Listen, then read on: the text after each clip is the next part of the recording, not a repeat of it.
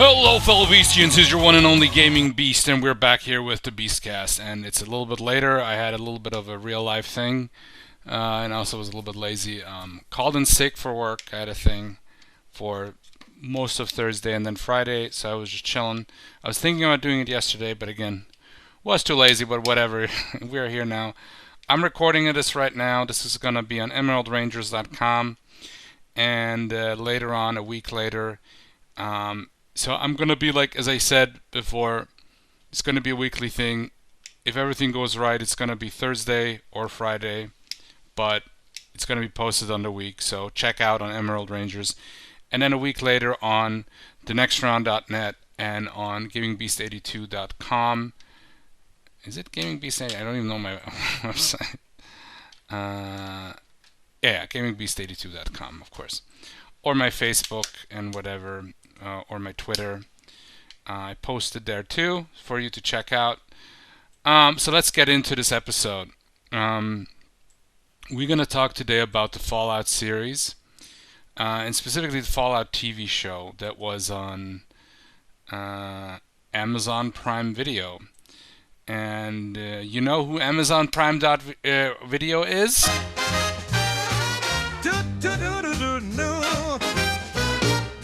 Beep, beep, beep. 1, 2, 3, 4. Some people are annoying. Some people are so dumb. Great pipe work, my friend. So guess who's up first on a silver platter? That's right, not you. The worst turd burglar of the day. Yes. Amazon Prime Video, whatever you want to call it. Amazon in general. Jeff Bezos's monster of like capitalism monster, like giant amoeba sucking everything up. One of the 4 or 5 or 3 giant amoebas sucking up everything. Maybe it's just one with different tentacles. We don't know. Yes, they have ruined many things, like the Rings of Power, which I refuse to watch because it looks horrible. I don't know, maybe for a review, but it also looks just boring. Yeah. This show, look, I'll say it like this. It's just 8 episodes. The episodes, though, they vary in length, but they're at least like around the 50-minute mark. There's at least one that is over an hour. So that's okay, but I also feel like, you know what? I'm going to list off the good that I found good, okay? This is not a low-budget series. They definitely had a budget. They put it into where it matters to make the world look like Fallout, and it does. It does look like Fallout for the most part. Problematic is that it's mostly Bethesda Fallout at this point. You know, not the Activision, the original devs. And as much as my favorite game still from the Bethesda Fallout games is Obsidian's New Vegas, which Fallout, they didn't have much to do with other than giving the okay to make basically a high-end mod where they also fixed the engine. And Bethesda has a problem with that. As you will see in this story, there's some kind of rivalry going on because Fallout 3 is still not playable to this day. It's still being sold. It hasn't been updated. You need to literally mod the game if you want to play it on modern system, including when I played it on Windows 7. Okay, keep this in mind. We're not at Windows 11. Although to be fair, I regretted downgrading to Windows 11. But they would stop support at October anyway, so I was like, I'm gonna bite the bullet now. Because maybe once October comes, they won't offer anymore the upgrade for 11. So it's FOMO. It's more like where they're holding a bullet to my head. Well, you can not get Windows 11, but then you won't get it later, or you can pay I don't know how much. You can sign up for a subscription fee for 20 months of box. We need more subscriptions. You will own nothing and you will eat the bugs. Okay? And I'm like, but you will pay subscriptions forever for everything. Yeah, I am done with this shit for the most part. I mean, I still have these streaming services, but I'm thinking of just phasing them out, maybe going back to collecting CDs, DVDs, and Blu-rays. But this might have to wait a little bit. But yeah, CDs also are not forever. There is disc rot and whatever. Really, the only thing that is forever is piracy, I guess, which I don't recommend. Or, I mean, if you own the DVDs and you make your own copies, that should be okay, right? If you don't, I mean, whatever. Whatever. DVDs and Blu-rays are still probably the best way of doing this. And that's why they didn't stop selling them. People said, well, some shops, they don't carry Blu-rays anymore. It's all going to be streaming anyway. And I'm like, number one, with this attitude, yes. And number two, just because certain stores don't sell them anymore doesn't mean that they're not sold online, which they are. There's still a thriving collecting community. And because of streaming becoming more shitty like TV, so it's just becoming just as shit as TV, because I've heard that there's going to be a point where they're going to force ads down your throat even if you pay, because nowadays if you, like, for example, Netflix, you pay the lowest tier, they give it to, you can watch it with ads, which, fuck that shit. But apparently it might be like, oh, you got to watch the ads either, and this is going to be like they think they have such a that's the problem with streaming anyway, okay?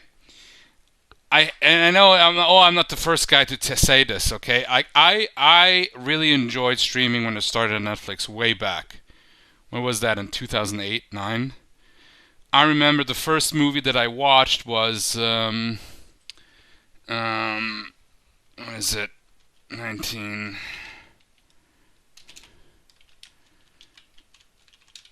It's a very old sci-fi movie, the first one, and they didn't offer many. And they didn't have any Netflix. Didn't have any of their own Netflix shit, which was probably a good thing. I gotta figure this out because I can't think of the name right now. Oh yeah, The Day the Earth Stood Still. Very good movie, which has also been remade with Keanu Reeves. Whoa, I'm an alien, dude. So the original is very good, like, moral tale for the time. Probably from the 50s, first wave of 50s sci-fi. It's actually one of the earliest. Yeah, 1951. But probably the best. Yeah, there's still War of the Worlds, Forbidden Planet. Yeah, and others, which I won't mention, but those are great. The Day of the Earth is still, I remember, because I actually hadn't had a chance to watch it. And before that, I used Netflix, how it was still. And afterwards, I still had Netflix where you send them the DVDs, later on Blu-rays. I never did use Blu-rays for that. I just had DVDs for a while. I have a Blu-ray player now, obviously, and have that. Still like 10 years going and still working. Although there was a scare that it didn't work because you know how technology is made nowadays that it doesn't last. So you buy new stuff pretty soon, But, yeah, so I remember it was kind of a cool thing, honest. In a way, people would think, well, it's so inconvenient to wait for a DVD. All you had is your watch list, and then whatever was on the top of your watch list was sent to you as a DVD. So, and you had to wait for it, you watched that, and then you could, like, change, mix and match and whatever, but you didn't have this, you had too much choice, and you were just stunned, paralyzed by the choice paralysis, or whatever, how they call it. And that's the problem with streaming, is that everybody faces, is that, number one, a lot of the streamers, if there's a movie, this is what I hate about, like, Amazon Prime, the Prime or Prime Video, whatever they call their streaming thing. There's some cool things about it because they have more older movies that I enjoy. The problem is those movies are get like, flipped out. The licenses expire and then they put in new movies, and I feel like where like it's just annoying because then, like, oh, there's the James Bond movies, and you want to watch all the James Bond movies, but then they say, well, all the James Bond movies are only there for 2 weeks, and you just start watching them. Like, I'm not going to watch 2 James Bond movies a day. I know there's some people, like, I've done this in the past where I watch multiple movies a day.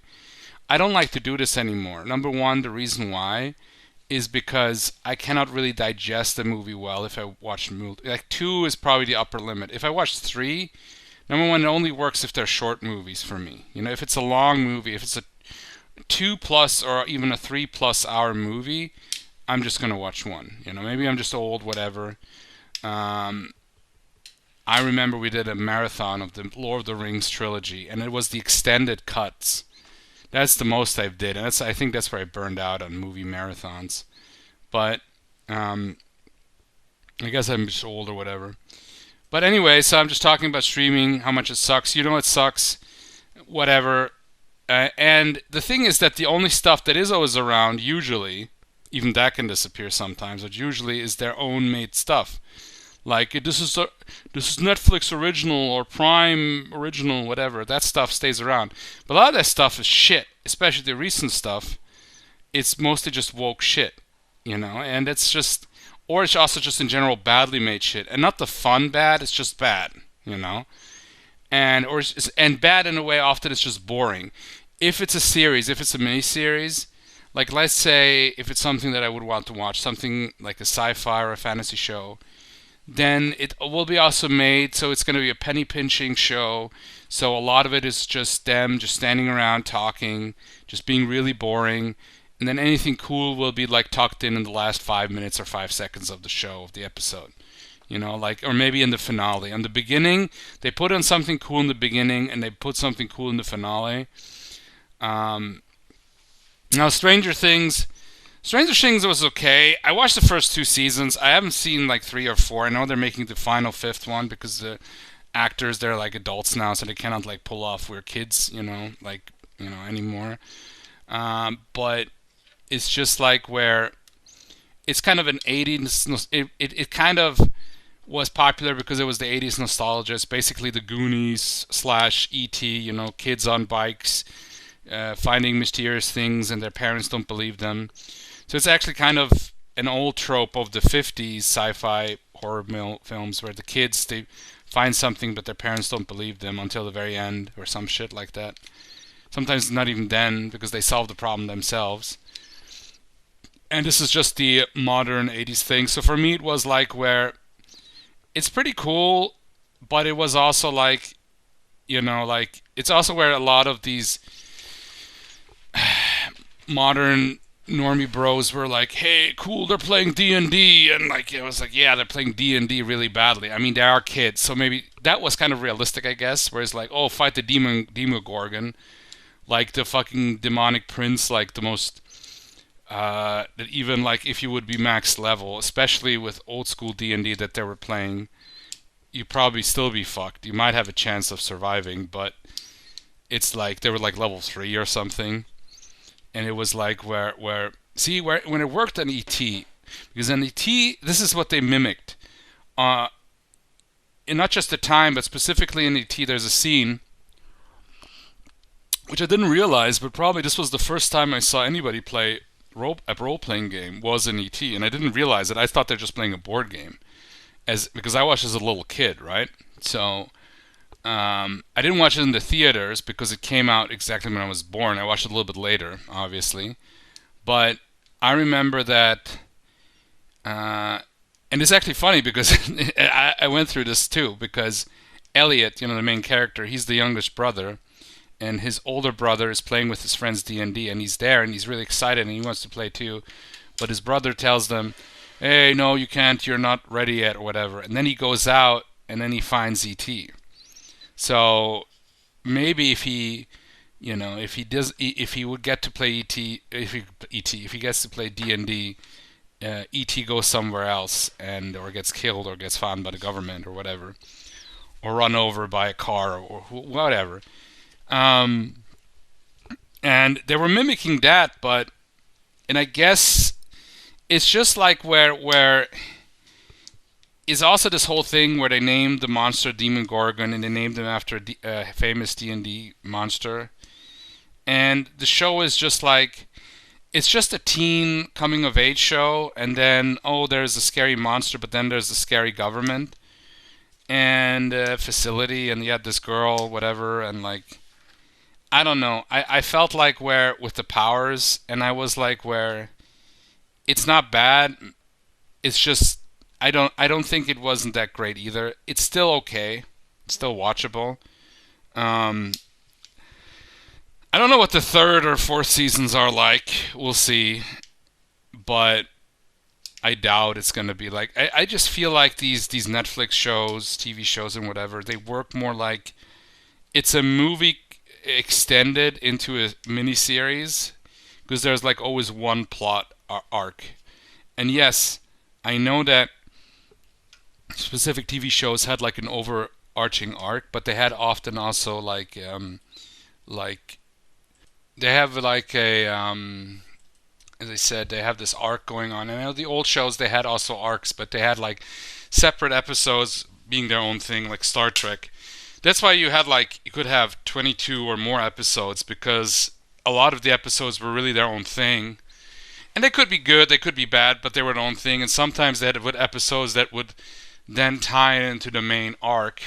The main arc story plot thing was a thing that just came later with TV shows. Um, the one that I remember, I think maybe it started in the 80s. Maybe Next Generation definitely had that, but most of the time, especially the first seasons, were their own thing. But then they had like stuff like the Borg or like Q and stuff like that, where they had recurring themes, or like they had also multi-parters, and then the multi-parters tied into the other main plot items and whatever. So now my problem is that every show is like one continuous story, and the whole point is that it's also something that is not new because they're taking this from the original TV shows, the serials, the serials. Before there was even TV, there was TV shows, and those are the serials, the adventure pulp serials, where um, they had like I think up to 20 minutes they were, and they were usually some kind of adventure. It could be like in a jungle or in space, or some kind of superhero, or it could be anything, or some kind of crime stuff. The point is that it was basically that was the classic age of pulp coming to the screen, So, and the idea was that in order for you to come back, you would literally they would have the cliffhanger, and the cliffhanger was like where at times you weren't sure if they are dead or not, and obviously they weren't. But that was the idea, and that's one thing they kept from the old shows is to have a cliffhanger often on the last episode of a season.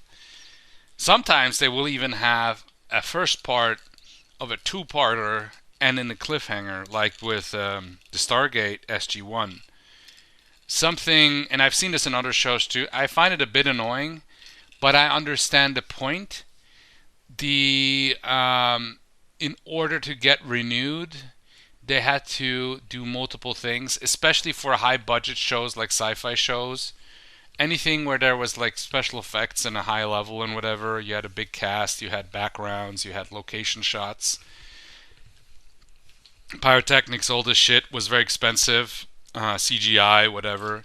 So you had to do these tricks more and more. Like for example, Sliders ended on the cliffhanger with the last season, and even though they were pretty sure that they wouldn't get renewed, I don't know, it was I guess a Hail Mary. Originally they wanted to close out the show, and I felt like that's how they should have done it, because the fourth and fifth season especially wasn't very good. It started becoming shit with the third season, but there was still fun stuff in the third season. I didn't even mind that they got a little bit more crazier with the worlds that they were traveling to. Anyway, but let's talk about Fallout here. Again, I'm talking about something else, not to talk about the show. I really got to start talking about other stuff other than, hey, here's this stuff that these people have ruined. You know who I'm talking about by now, who has ruined this show probably. And yes, I'm saying ruined. It's not as badly ruined, but it's still bad, and I'll talk about why. So let's move on. First off, the show. Oh, again, sorry, I was again rambling on. What worked with the show? Now, again, it as I said before, the show works. They had a budget. They made it look like the computer game series, which is fine. Um, and there is some good acting in the show. There's some bad, but overall it's pretty good. I am happy that they went rated R, but I think they might have gone a little bit over the board. I think with some stuff. Um, Other than that, like that's probably the only thing I do like really is that the stuff and the feel for the most part does feel overall kind of like Fallout, but it's kind of like the worst parts of Fallout 4, but like blown out into a show. Now, let's start about the fun part, what I didn't like. Okay, so we have Ella Purnell as Lucy McLean, and of course they went with a woman. Now, yeah, she's good looking, whatever, sure, but also, by the way, she has like probably the biggest eyes I've seen in a person. She's like a real life anime doll, by the way, for the most part. But I also feel like then they have Aaron Moten, never heard of him either. Squire of the Brotherhood of Steel. And then the third character, main character, is Walter Goggins as Cooper Howard, or the Ghoul, which is also retarded because there's lots of ghouls, intelligent ghouls, non-feral ones in the world. So it's like which they also do mention, but he does look good. They managed to like CGI erase his nose well. He's a little bit too pretty still for an average ghoul, but okay, I'll let it slide. Especially one that has been around since the 2070s, so he's like over 200 years old. Um, the point is that we are, and then okay, so obviously, like probably the ghoul is my favorite character. Maximus the Squire from the Brotherhood of Steel. I like the least. He started out somewhat promising, but it's again like you think he's gonna be a more interesting character, but he's again a Gordon Good brother. I was like, please don't make him a Mary Sue or a Gordon Good brother. And the problem is the main character being a woman. And she is like the Vault Dweller in this show. Now, to be fair, okay, one more thing I'll give them that was good is they decided to go with we're gonna just not gonna adopt any of the games because the games have like different endings and whatever. We are just gonna like it's they said also this is not its separate own universe. This is now part of the game universe too, which I think was a mistake, but okay, for different reasons. Still not too bad, but still also not great. But she's the Vault Dweller now. This is the Vault 33. But I felt also like, even though, yes, in the other games you can choose and make your character, usually it's considered that you play a guy. And I would have liked it being a guy, but okay, let it be a woman because it's 2025, whatever. She was like sporting the basic pistol, the basic gun. That was her main weapon.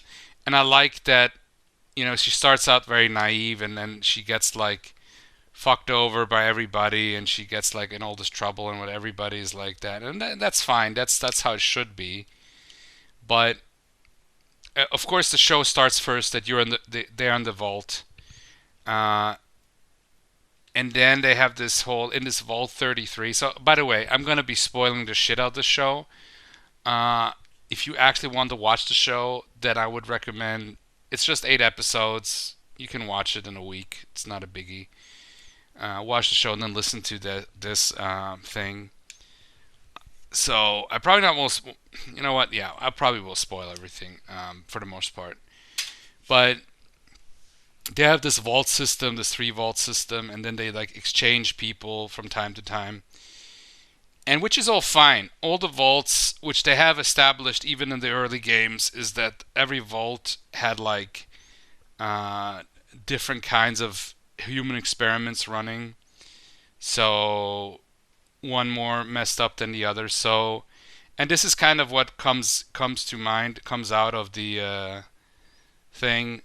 Lucy McLean's father is Hank McLean, played by Kyle MacLachlan from Dune or Twin Peaks, and he's interesting because in his prime, when he was young, he would have been probably the Fallout guy, like the Vault Dweller.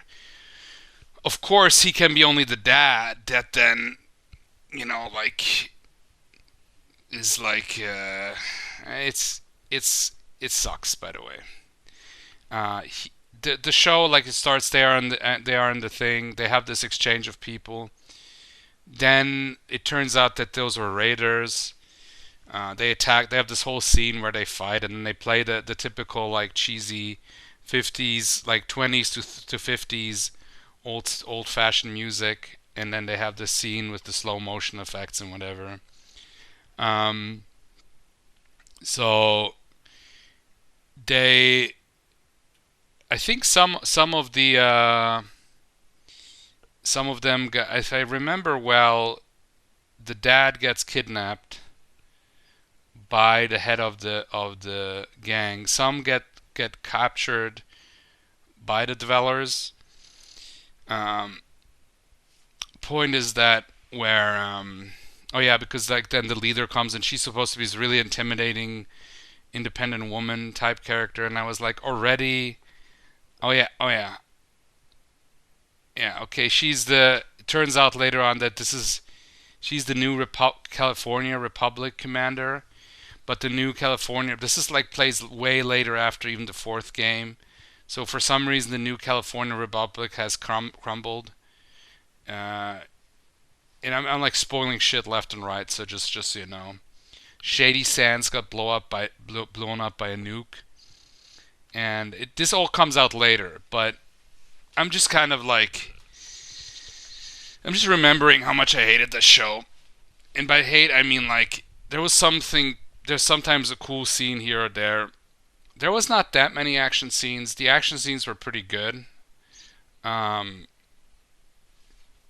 but I also felt like one thing that bugged me is that a lot of it was also like Maximus, he like steals the Brotherhood of Steel.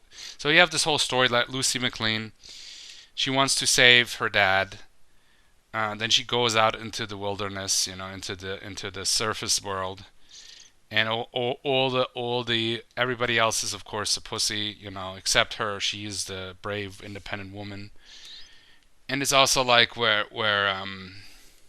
there's also some weird scenes where they're like, and you'll see if you watch it. I don't even want to go into those. It's just more like, uh, apparently her cousin has the hots for her because they're like, well, she's getting married, but for genetic cohesion, they cannot, or whatever. It's just weird. But it was stuff that yes, okay, you would think that stuff like this might happen in the bunker, but it's like, do we really need to see these things? And there's other things where I'm like, do we really need to see this? And then we're at the Brotherhood of Steel, and there you have Maximus, and he like goes, he's a squire, and for some reason, like, I don't know. I don't know how the way how they depict the Brotherhood of Steel in the show reminds me more of the Enclave. Uh, and I don't know, because his character is more like kind of a doofus that locks into. Uh, there's a scene where apparently it starts out where you have the squires. Okay, this is how it starts out. I'm not kidding. They're on an old abandoned airplane base that is like the base for Brotherhood of Steel. It's fine. They have you get some of the squires, which is all fine, which is also like in the games. And then you have some guys in the armor, which is cool. The armors do look good. There's some questionable things later on with how the armors work, by the way. It's very questionable. which is very much Mary Sue bullshit magic. Um, and then they have this whole scene where they're in the how do you say, the beds, the barracks of the squires, and they're figuring out who's gonna be like chosen to be a squire, for a night. And then it's like very masculine and very like, like, and then apparently you see a guy in the bed jerking off. Now he has the cover over it, but still it's like not zoomed on it, but you can see it in the background. And I'm like, I get it, this is rated R, but did we need this? Did we really need this? Was this something? I don't remember that in the games. And also the Brotherhood of Steel again. The more and more you see the show, they feel more like a crazy evil cult, and they feel more like the Enclave. And I'm like, why didn't you just use the Enclave?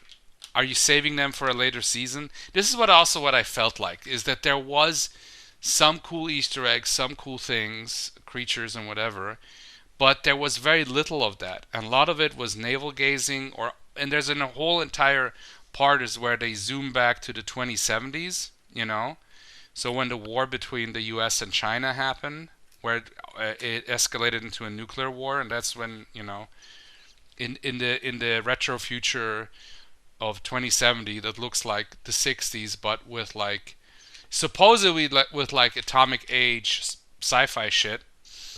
But anyway, which is okay. I don't even mind those scenes, but I feel like where they were like, oh, we need clever dialogue, and we need something for the actors so they can act.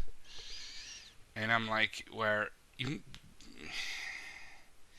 there's not enough people on these sets that actually play the games. Now I know that there's been worse examples. I hear the Halo show has been really bad, and that's why I'm not even a big Halo fan, but I'm not looking forward to watching that one.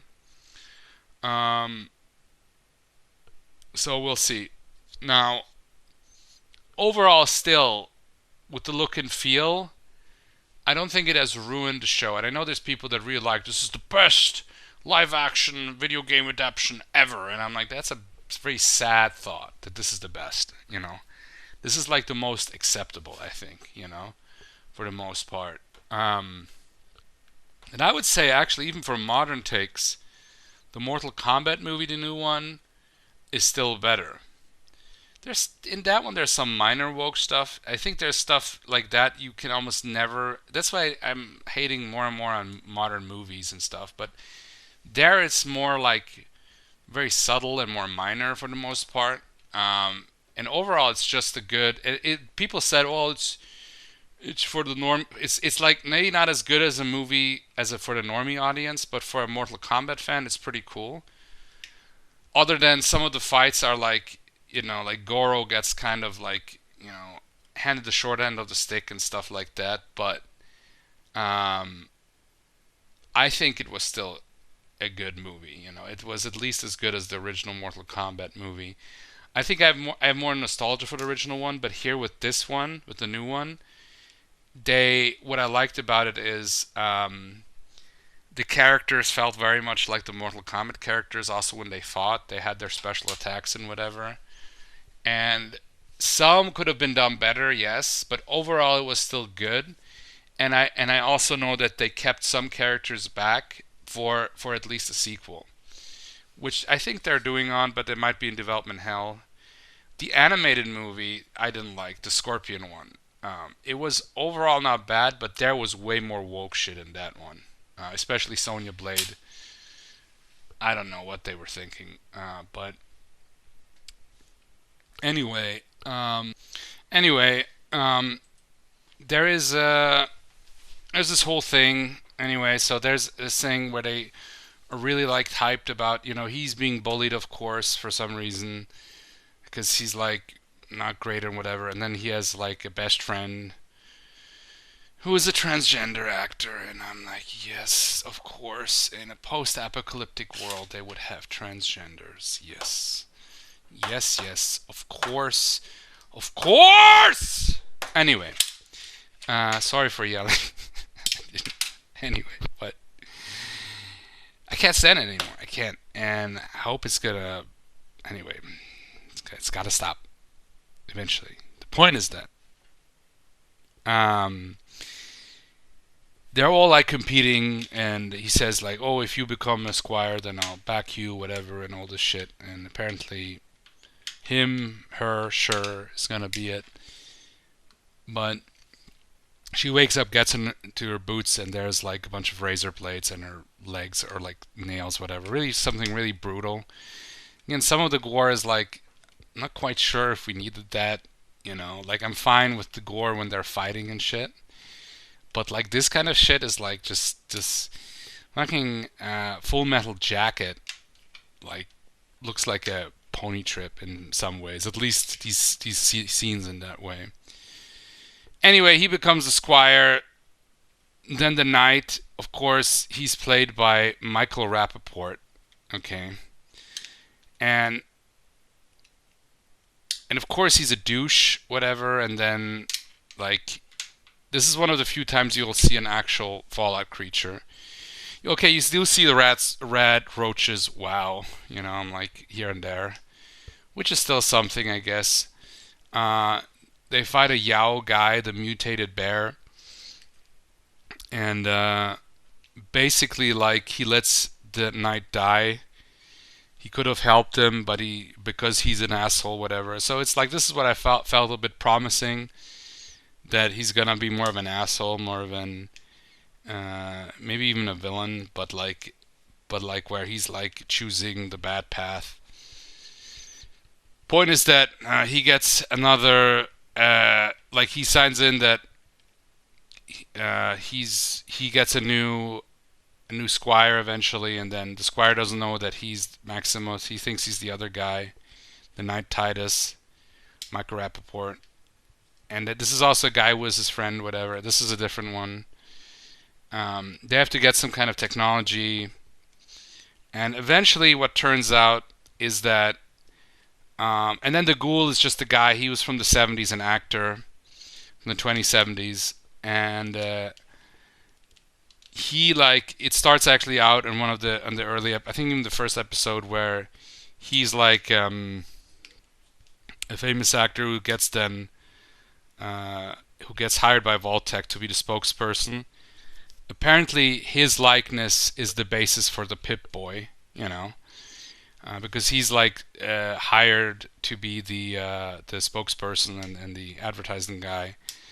And even though now he's got lots of money, his wife works at Vault-Tec as well. So there's a conspiracy going on. So there's like two storylines for some reason, which is kind of interesting, I guess, because we didn't get to see that much of the 2070s, and now we do.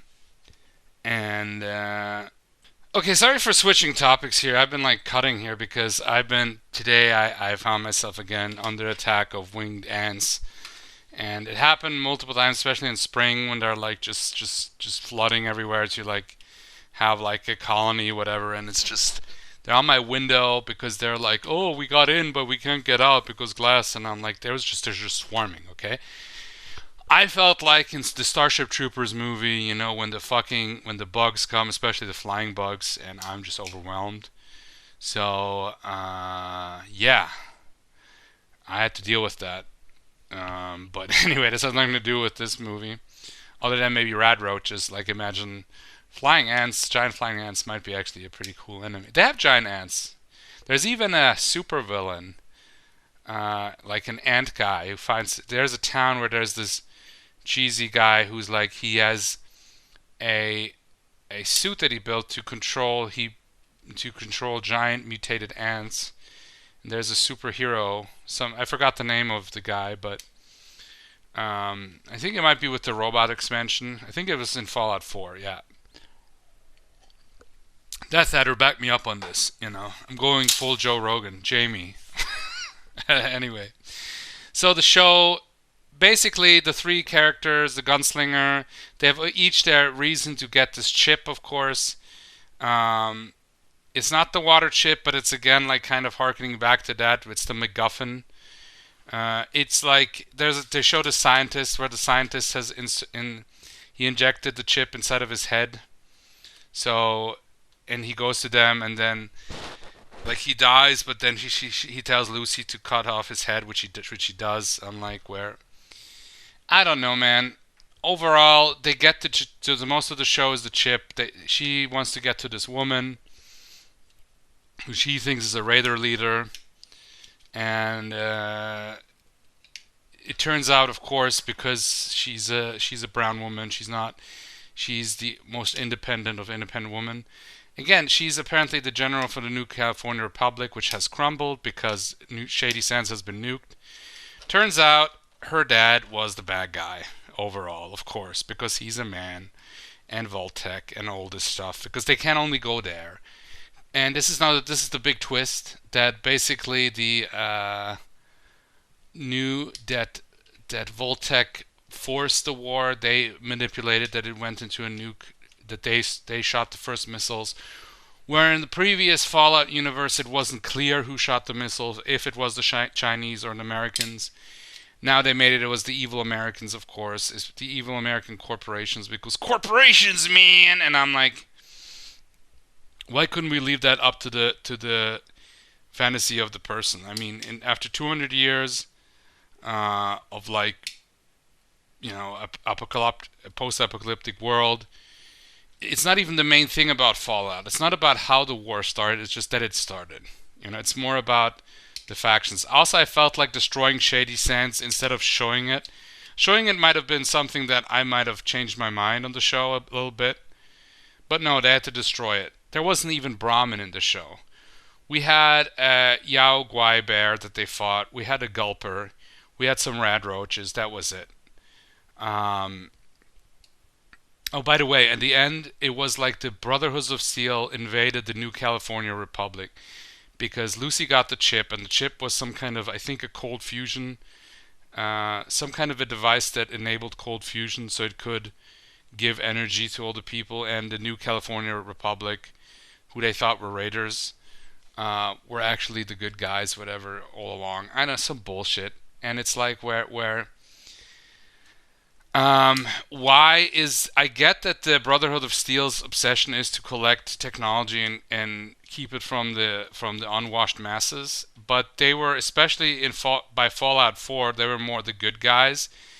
And I know that there's different, like how you say this, different charters of the Brotherhood of Steel in the various areas in the America, whatever.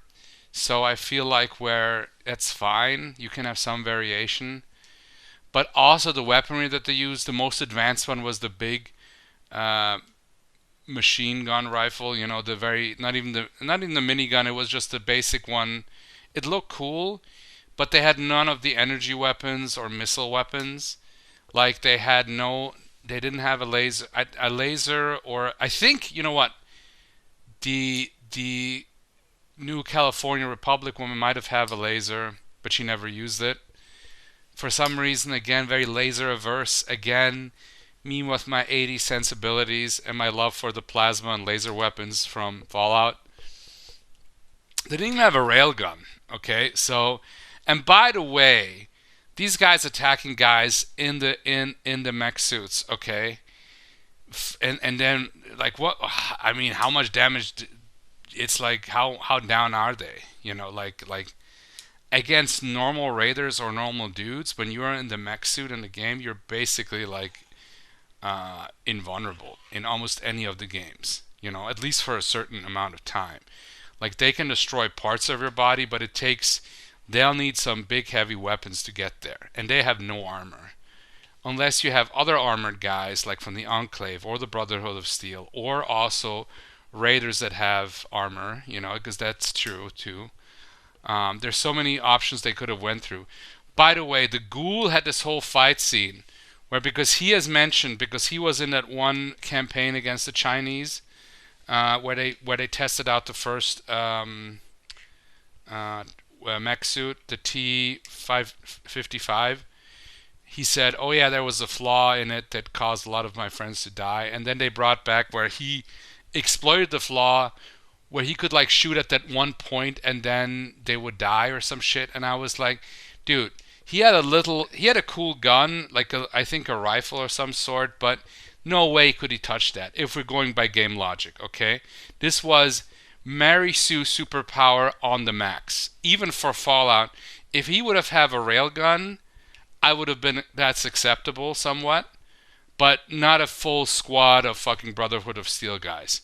I know they had to wrap up the thing and they had to show how badass the ghoul is, but it's like, why doesn't he wear then a suit? You know, oh, because he had this bad experience. Okay, fine, but then why doesn't he use a mini nuke? You know, to take out them all? I could have accepted that, but no, it's too much in the budget. You know, the budget is stretched, I guess, or also like we got to keep other stuff. We have only so many elements to exploit, and we need to have this run at least 4 or 5, maybe up to 10 seasons. I don't know how many they want to do, but I'm guessing they want to at least do 4.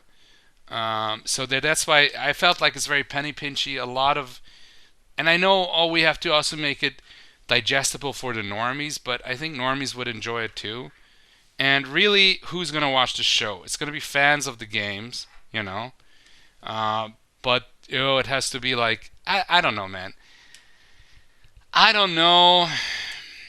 Anyway, so it turns out they use this chip, and then turns out that Lucy's dad, who is who has the typical like heroic face, who's supposed to be, he would have been the main character if the show was made back in the day when Fallout came out. Um, it is like, oh, but he's the bad guy, and basically because he's a white guy. And I know they don't say this. There's a lot of implied wokeness in this one. It's not as bland in your face, but for those who know, it is still, and it's still annoying to me because it did spoil a lot of the show. Because some of the action scenes was good, but then also stupid shit like them taking out a Brotherhood of Steel guy where they can like, oh, we can attack them. I'm like, you don't know, you don't understand how fucking. Okay, sorry, I got again interrupted. This is today the episode of interruptions. I had episodes like this, and it's annoying, but we're gonna power through. So continuing from where we were, they don't understand how the Fallout mech suits work, and it's just annoying because it's typical movie idiots, movie making idiots that are like, and because at one point the mech suits work as they intended, but then it's like, oh, there's this flaw that I can exploit out of this entire platoon, just like that. And in 200 years, they would have not figured that out.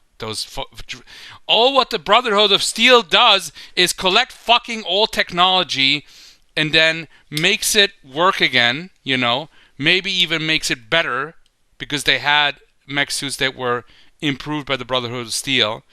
So that is also stupid. And I know it's a TV show. They needed, again, a fucking like coup d'etat way. But anyway, the show ends. They have like, they look at the whole valley. The Brotherhood of Steel took control of the base of the last of the new California Republic. And they have like, I think Lucy flees, whatever, with the woman. I'm not sure. I don't even care.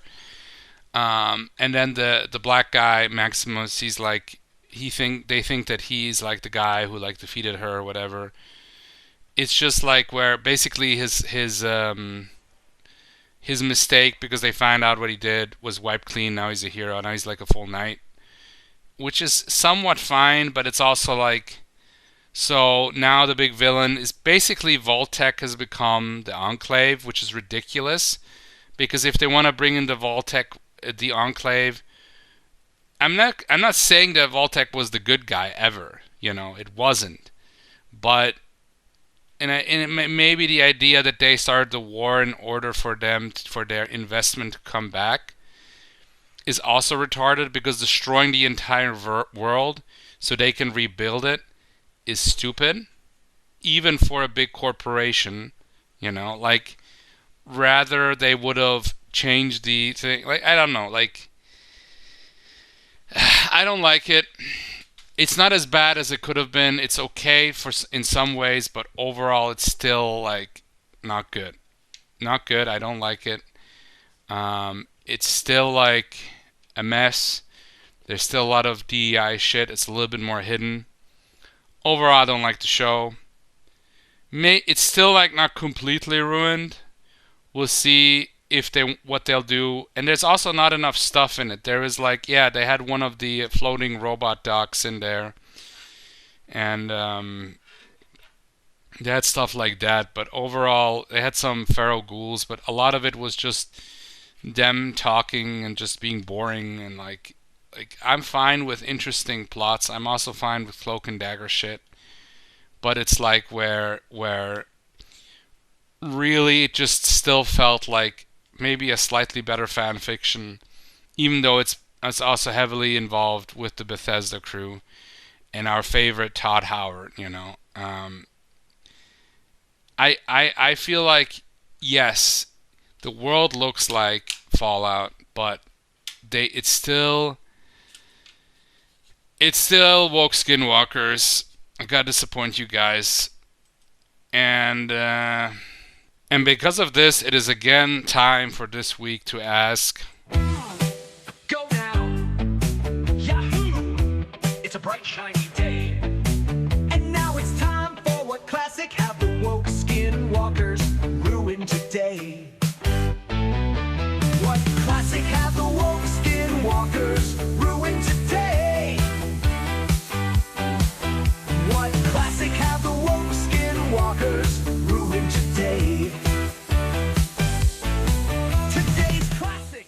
Well, in today's classic, as you heard, was basically Fallout, because if the future games are gonna be like this, and also the way how Bethesda's going, if the future game, at least plot-wise, are gonna be like the Fallout show, Fallout games are kind of doomed. 4 was already a bit too normie, too vanilla, and also it was still also very broken.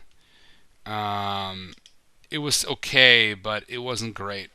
But don't worry, we don't have to worry about that, because who knows when Elder Scrolls will come out? When, 2027, 2030? It just works. We'll see.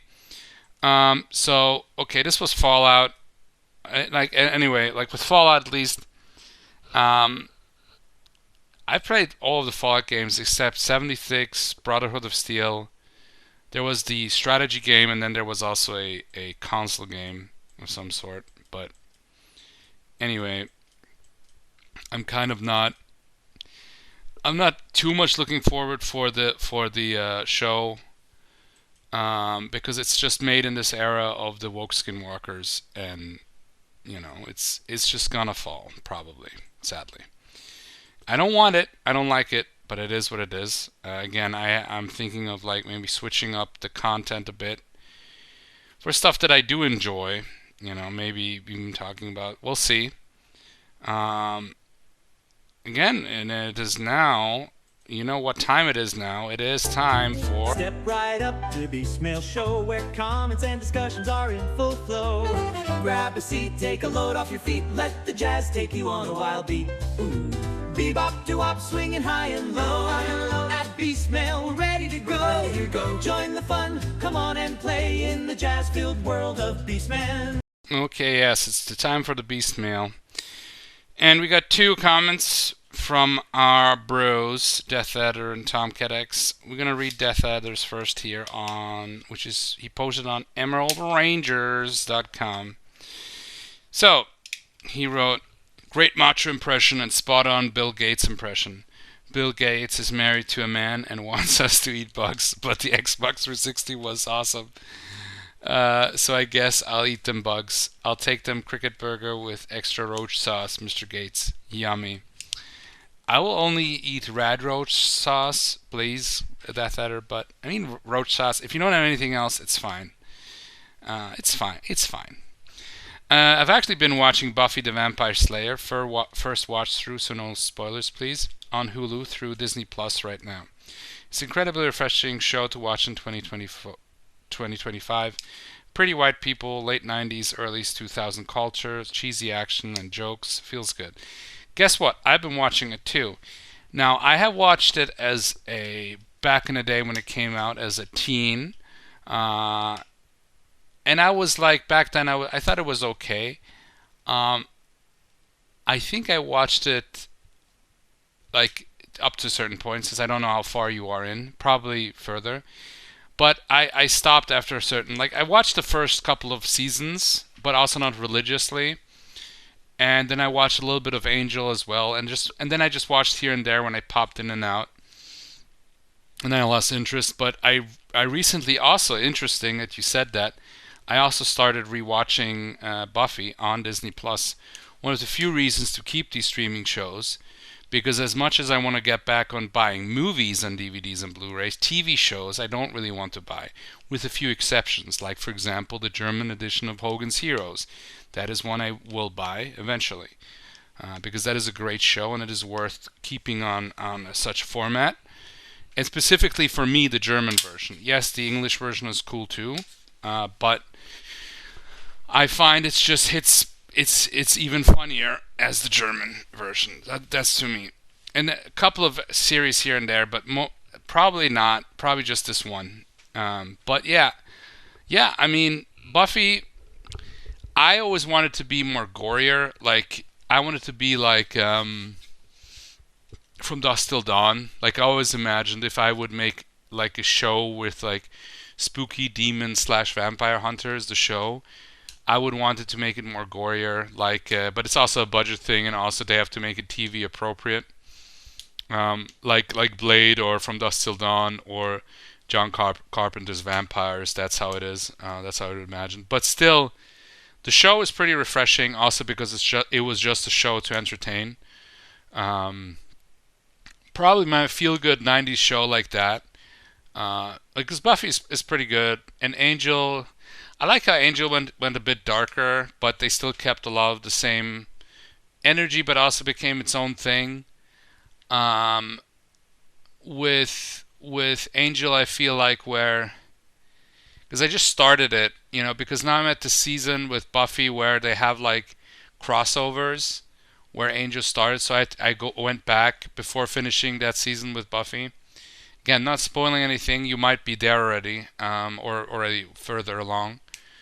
But there's some things I like, some things I don't like.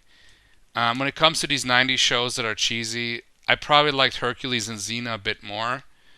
But Buffy's still cool. Buffy's still cool. I remember as a horny teenager, I was like, hey, there was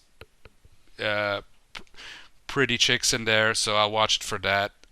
And I also liked the vampire slaying element, even when it was the way how it was. And also, of course, she fights plenty of other demons and creatures and such, which is fun, because I like the early monster of the week thing, when there's a lot of brooding going on, or a lot of rom-com stuff. It's not my favorite stuff, but it can be interesting. But it's like, oh God, like I'm always getting together with bad boys because I have a bad boy hang up, and the bad boys are like this or that or whatever. But they even comment on that. But yeah, Buffy, right? So I'm still looking forward to the return of Stranger Things on Netflix, which does have some woke skinwalker trademark elements. Like they have the attractive ginger girl paired up with, well, you already know, such as many cases. But whatever, I'm a rube. It's a good show. Did you ever get into Stranger Things at all? See, I mentioned that previously in the show, so I already answered you. I watched the first 2 seasons. I think it's an okay show. I'll say this, for the Netflix-made shows, it's probably one of the better ones. I don't know exactly why, but probably they have like good showrunners and whatever. The one woke thing that annoyed me is when the kids dressed up as Ghostbusters, and the black kid dressed up as one of the Ghostbusters. They gave him such a hard time for that, because he was like one of the, like, he wasn't dressed as Winston or whatever.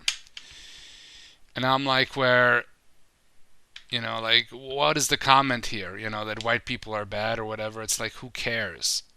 But we have to have an element like that in the show, of course. And of course, there's Stranger Things X Motu toy at Target. I'll probably buy it, lol. I checked it out. I think there was only one set of toys. It was Skeletor versus a Motu version of the Demogorgon, which I thought was pretty cool. as a cool toy to have. Why not?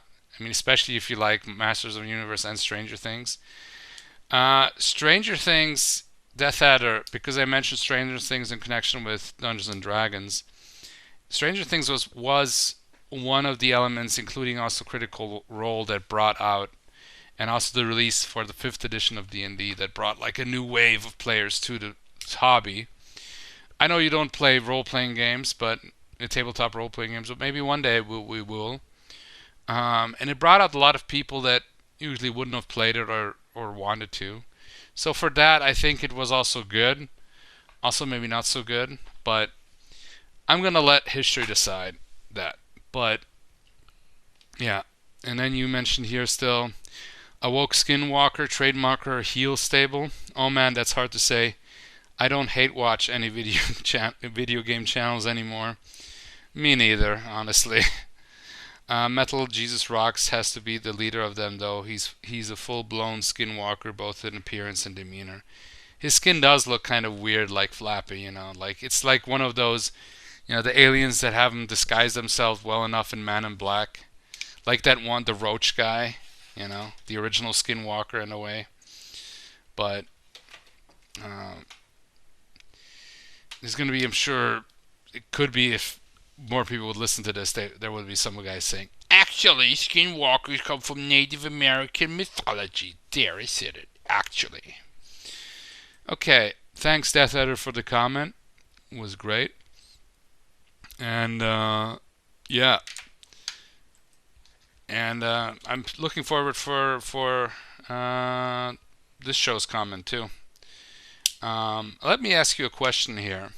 You mentioned Buffy the Vampire Slayer. Now I mentioned Hercules and Xena. Now that comes to mind a show that I want to rewatch that wasn't as successful, at least not on TV, but I remember as a kid fondly because it was really weird, but also cool. And it had what is it? Give me a second here. I'm gonna fucking go full Mondo Coolcast and check the internet for bullshit. Okay. So it only lasted one season, but it was 27 episodes, so, and it was kind of adventure western show, but also with sci-fi elements. And it had Bruce Campbell as Briscoe County Jr. Yes, The Adventures of Briscoe County Jr. Now, I'll mention two shows that I think deserve to go on longer. One of them is probably this show, but especially Special Unit 2. Now, that's a show that is to my heart. That show was really cool. Imagine basically Men in Black, but all the creatures are mythological creatures, but they're also explained away as that they're the missing link between apes and humans. That's what they're called, links. So all their abilities are just weird mutations. Even if the abilities are really weird, they're more like magic. But either way, the show is pretty cool. It has a comedic tone to it, but it still can be fun. And they fight against all sorts of creatures. It's good times. That show should have lasted for longer, I think. There's technically 2 seasons, but the first one was pretty short. Let me see here. Okay. Yeah, the first one was 6 episodes, and the second one was 19. So it has a total of 25 episodes. So it's almost like one long season. I was like, yeah. Anyway. Had Michael Landis, and he was like also in the early, he was Jimmy Olsen in the early Superman show, the Adventures of Lois and Clark. And there was the female lead, which I thought was very pretty, Alexandra Lee. I don't think she really was in other stuff, at least not in stuff that I watched, so. But anyway, yeah, so here's these 2 shows that I would have liked to have extended into that. Why don't they have more seasons? is there a show that you watched that you would like that they would have made more seasons back then? Same goes to you, Tomcat X, and to all the other awesome bros and listeners to the Beastcast. This is the Beastcast question of the week, so to speak. But let's move on to Tomcat X question, a comment, I mean.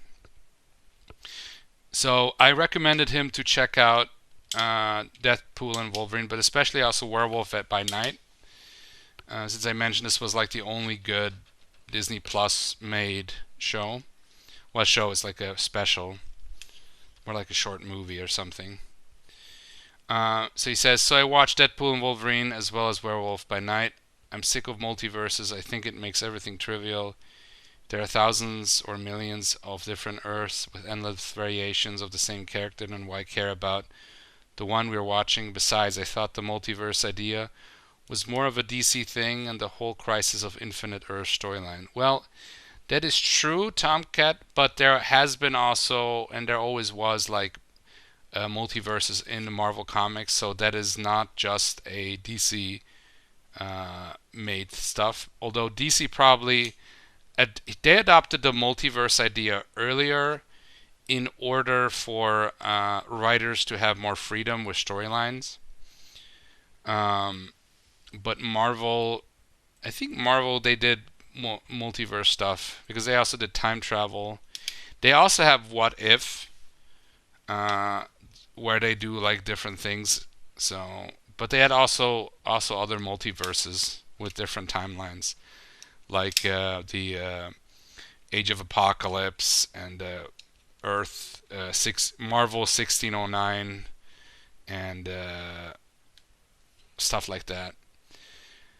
I can see why the writers of Deadpool and Wolverine decided to go with the multiverse thing this time, as they're combining cinematic universes, especially the Fox X-Men movies, with the entire MCU. But in my opinion, it still hurt the movie and made everything kind of trivial. I didn't need to see a whole bunch of different versions of Deadpool. The movie is full of some fun comic references, as we got but we got to see some comic accurate short Wolverine patch, and that Wolverine who's being crucified on a big X, which I don't even know what story that's from. I've just seen the image somewhere. I do agree. We also got to see the brown and yellow costume briefly, and of course Wolvie was rocking his original yellow and blue costume from his first appearance. Yeah, again, I don't even know if I have to review Deadpool and Wolverine, but I probably still will. But yeah, I agree with these things. It was cool to see those, especially when Deadpool was going through the timelines looking for a Logan that would be willing to team up with him. That Henry Cavill as Wolverine cameo was kind of out of nowhere. It's like, who the hell was asking for it? Apparently other people, because that came from Tomcat, that came from the scene in Man of Steel when he's working on the oil rig before he's Superman, and he's all scruffy and he's got his beard grown out. People were joking, hey, he might be the next Wolverine, and that's where it comes from. But why not, I guess. Other than those comic references, we've got a ton of cameos from a bunch of the Fox movies. Blade, Elektra, Daphne Keane from Logan, and Gambit, but this time played by a different guy. Juggernaut was dressed like Vinnie Jones from X3, but the actor wasn't Vinnie. It was just some guy wearing Vinnie's costume. Guess they couldn't get him back to reprise his role. The bad guy was Charles Xavier's sister. Is she in the comics? If she is, that is a character I've never even heard of. Or did they invent her for this movie? No, she's from the comics, but again, they bring out like really obscure characters. I honestly do not know. The movie was fun. It was hard for me to take the serious moments well seriously, which hurt the movie, in my opinion. Ryan Reynolds is a great Deadpool. There's no denying that.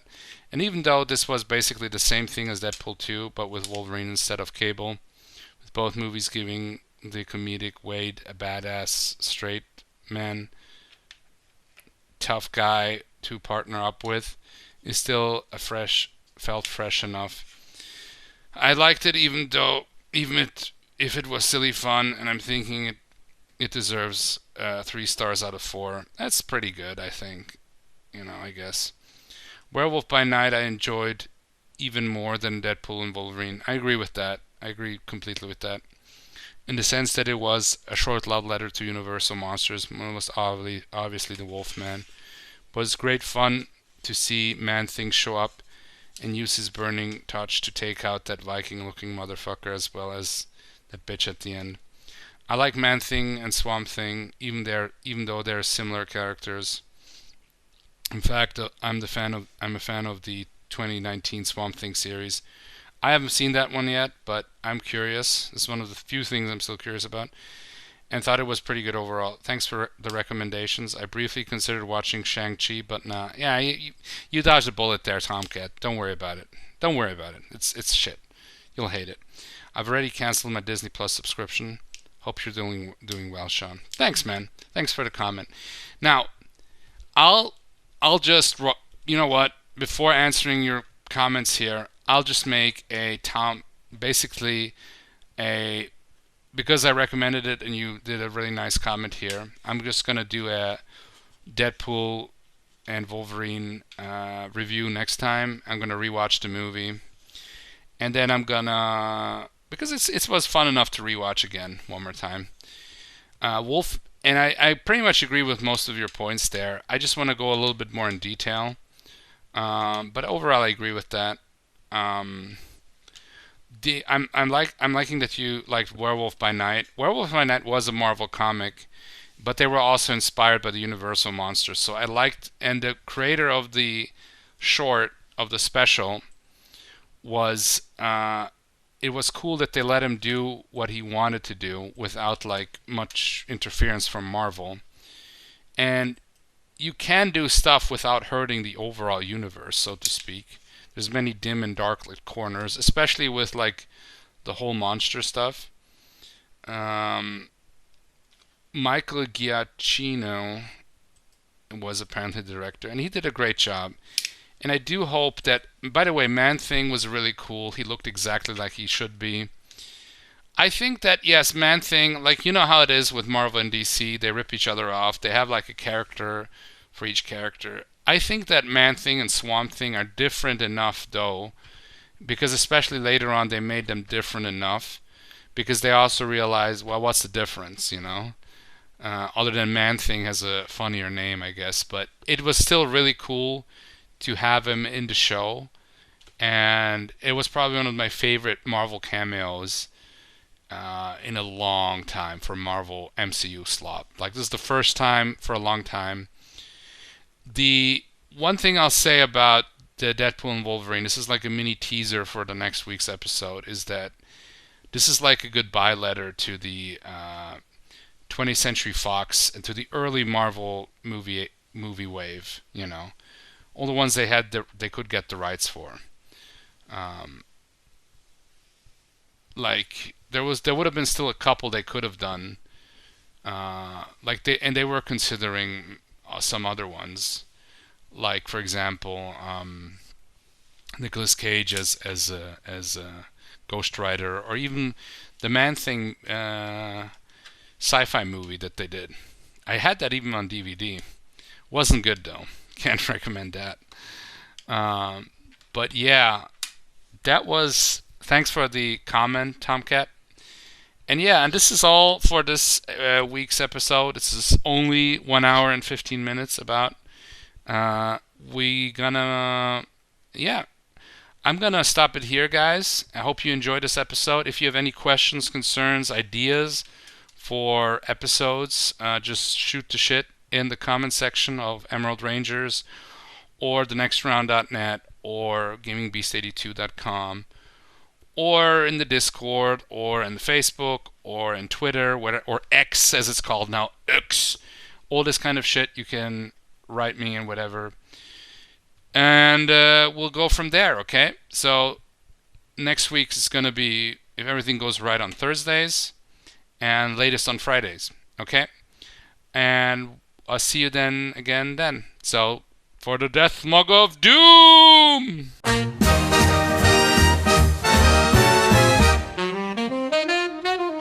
That's well, I tuned in, had my Nuka-Cola, sat back chillin' like a wasteland high roller. But oh no, what did I see? Not my fallout, not for me. They took my nukes, took my grime. Now it's all politics all the time.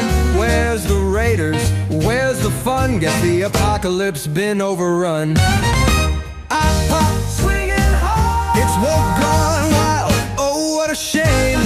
Turn my retro future into a preaching game. Used to be mutants, now it's just a script where the ghoul's more sane than the writer's quip. I used to be war, war never changed.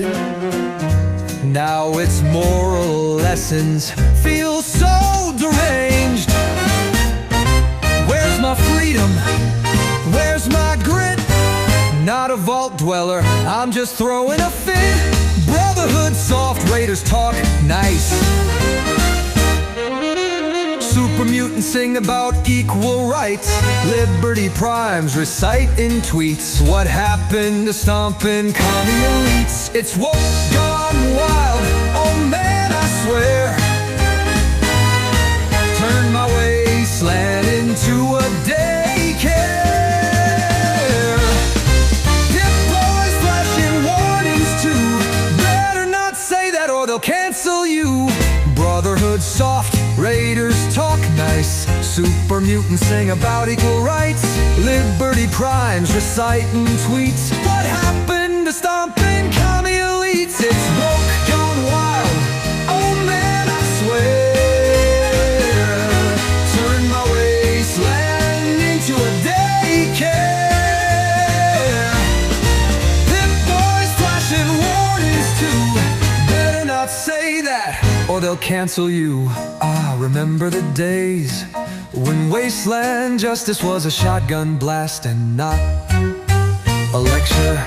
It's woke, gone wild, lost its way. I just want chaos, not an essay.